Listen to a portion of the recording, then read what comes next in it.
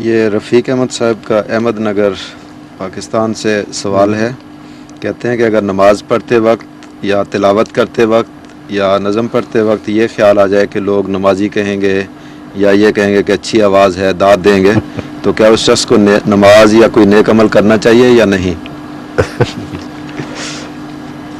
یہ تو ایسی بات کر رہے ہیں کہ out of the fry pan into the fire.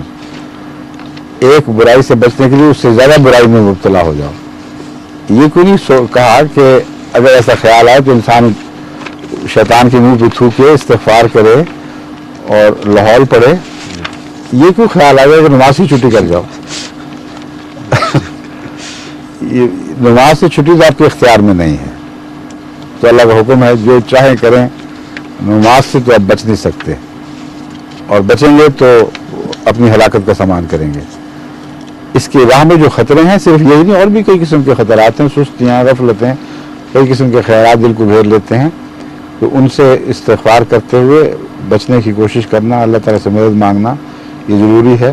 جب ریاکاری کا خیال آئے اس کو دل سے نکال دیں استغفار کریں.